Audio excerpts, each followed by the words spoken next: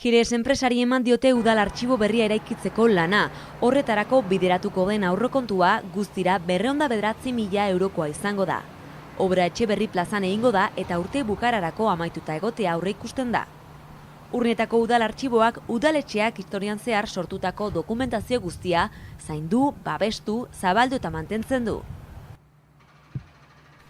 Egun artxiboa udaletxetik kanpo aurkitzen den lokal batean dago.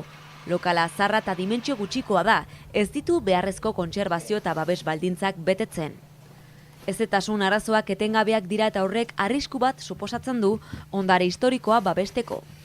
Arrazoi horregatik lokal berri bat behar den bezala atontzea beharrezkoa da, herritarrei eta erakundei zerbitzu on bat eskaintzerako momentuan. Artxibo berria estatuko fondoaren ondorioa da, izan ere estatuko diruarekin ordainduko da. Lokal berriak dokumentazioa beharrezko klimatizazio baldintzak beteko dituen espazio bat izango du. Horrekin batera lanerako beste gela bat eta kontsulterako beste gela bat izango du. 19. mendeko gudakarlistak eta etengabeko suteak direlata, Urnietako artxibo kulturalak 19. mendeko dokumentazioa gordetzen du soilik. Izan ere data hau baino lehen zegoena erabat galdu zen.